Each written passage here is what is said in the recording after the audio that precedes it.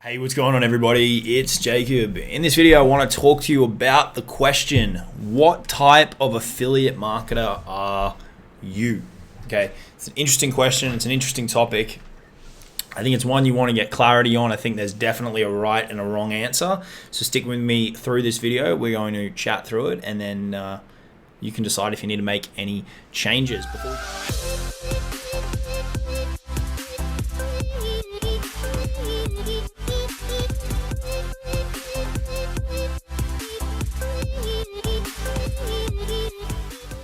Before we dive into it, be sure to subscribe to the channel, click the bell icon so you get notified, turn on the all notifications thing so you get notified whenever I drop a video, and give this video a like if you get any value from it. Leave any questions or comments that you've got below.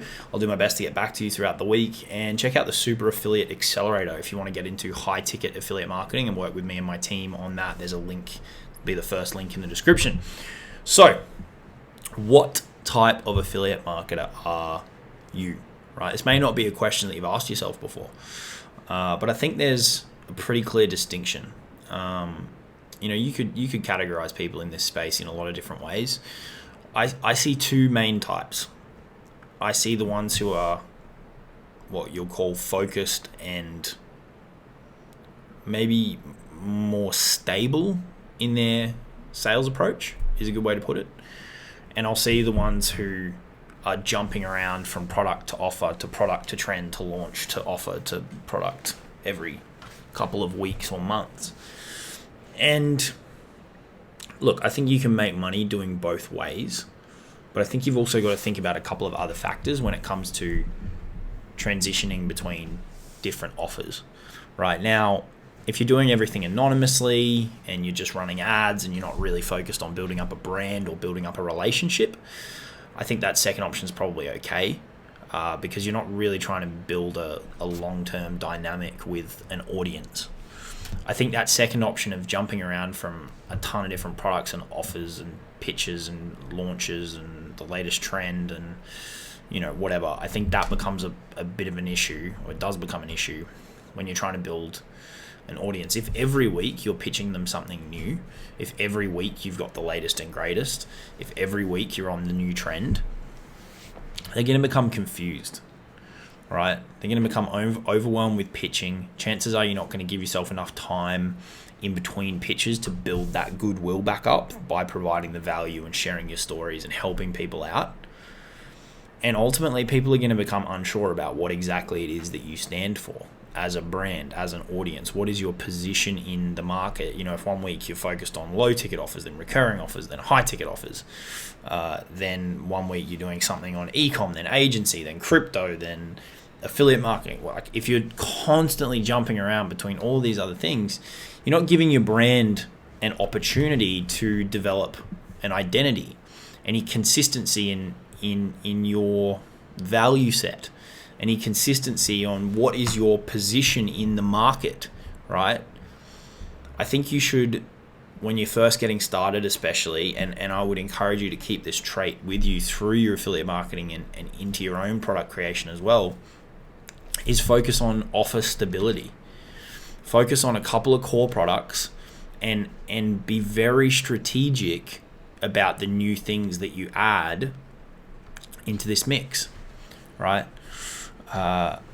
If there's a launch coming up, do your due diligence.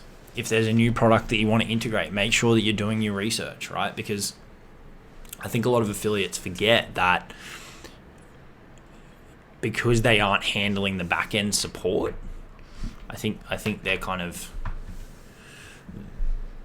the time and effort that they put into researching the products comes down, because they just think about the sale and then the company will handle the back end. When in reality, you've actually got a higher burden of obligation, I think, because you're the one recommending it, right? You are literally connecting product and person and putting your name next to it and saying, this is good, buy this thing, right? And if you make a crappy recommendation, do you think those people are going to buy from you next time? Definitely not. Definitely not. So you've got to think about the longevity in that regard. I'll give you a good example. Back in 2018, in was about August-ish, after I just won this, the ClickFunnels Dream Car. I had to decide what direction I wanted to take in terms of what was going to be my core promotional focus. And I could have kept going with ClickFunnels. I still promote it from time to time for people, but it's just a tool for the right situation. And so I had to decide, am I going to continue with a heavy focus on that, or am I going to transition to something else, right? And I decided that I wanted a new challenge. I wanted to go out there and find something different to promote. I wanted to, really test myself out with something different, essentially. And that's when the high ticket affiliate marketing thing really opened up to me, and I found Legendary Marketer, and I'm one of their top affiliates, and I bought all their stuff and I went through it. I bought their front end products, I bought their higher ticket courses, I bought their mastermind events, I went to their mastermind events, I watched the footage from their previous mastermind events so that I could confidently recommend this product to people. And I did a video on this yesterday about buying the products that you want to promote, so you can go check that out if you want. But I put a lot of time into and money into making the decision that I was then going to go promote that, because I've always put a lot of weight on, you're recommending something to someone, and your brand's integrity and goodwill is built around that recommendation. So if you just go out and start recommending all different things, you're going to come unstuck, right? And so I think that is the way that you really should try and build it. That's the way that I would recommend that you go about it. It was the same when KBB rolled around in May of 19. I'd been pretty heavily on the Legendary Marketer train, and then that launch popped up.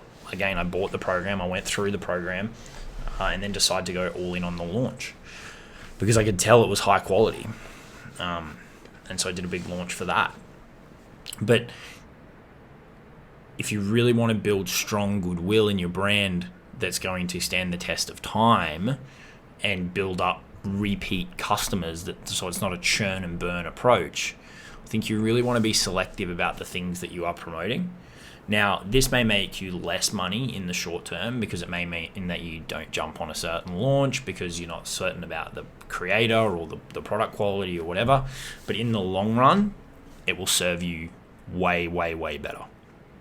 Because the three people that might have promoted that launch to make the buck today, they may not be around when you're on to your third, fourth, fifth promotion, right? You're going to get that continued business. And what that means is that you need way less traffic. You need a smaller audience. Your audience will be a lot more valuable to you, right?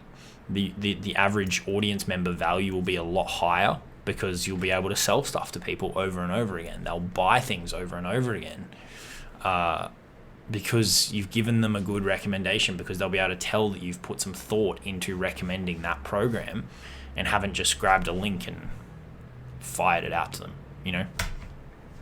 So be very selective and be very strategic. I think that is the way that you want to build your affiliate marketing business, rather than being the type of affiliate marketer who jumps around between every product, will promote anything to make a buck.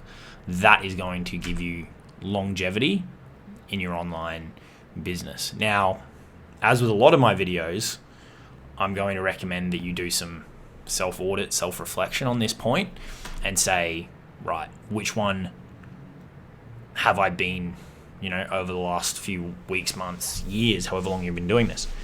Have I been the type that jumps around and just recommends anything because it's the latest trend and the latest fad and I want to make money off it?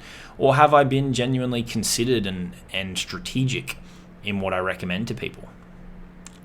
Only you'll know that, your audience would externally, but only you know if you feel like you've been really putting in the time before you recommend something to somebody and being very strategic about that. So do the self-reflection and figure out, do I need to make any tweaks around this, right? If you want to take this piece of advice on board, that is, you can obviously feel free to ignore it, but I would recommend that you do take it on and do that reflection and figure out, do I need to change anything? Do I need to trim away some products that I've got on offer out there?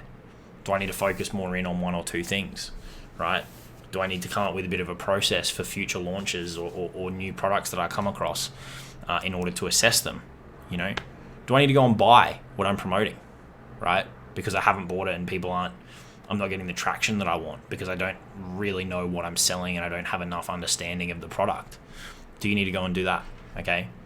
So I guess this question here of what type of affiliate marketer to you is, what type of affiliate marketer are you, is really just to bring light to the different types of people I see out there in the market, which one I would recommend that you be, and then some steps in order to do that. And that includes owning what you promote, knowing what you promote, having been through what you promote, I think is a really, really big one. Being very careful and considered and strategic about adding new products to your mix, right? And thinking about what does my audience need, what doesn't my audience need. Resisting the urge to jump on every launch just because it's the latest trend, right? Thinking about the value proposition of the product and what problem does it solve for people. Are they really getting their values worth when they buy, right? And just having a focus on recurring business, right? If you keep the focus on recurring business, then you'll make those decisions a lot easier anyway, and you'll be able to sell to people over and over and over and over and over again. And then you could have 100 people in your audience versus someone who has 2,000 people in their audience, and yours could be infinitely more valuable because you genuinely care about them and you only recommend things that you know will have a massive, massive impact on them, right? That's going to build you a way more valuable audience long term, okay? So you got to answer the question here. Which one are you? Which one do you want to be? Do you need to make any changes, right? Hopefully you found that helpful. Look, if you want help building an affiliate marketing brand the right way, if you want to be the right type of affiliate marketer, where we teach you how to integrate all the strategy and give you all the coaching and support that you need to do all this stuff, check out the Super Affiliate Accelerator and you can see if that's the right fit for you or not. And be sure to subscribe to the channel. I'll talk to you all soon. Cheers.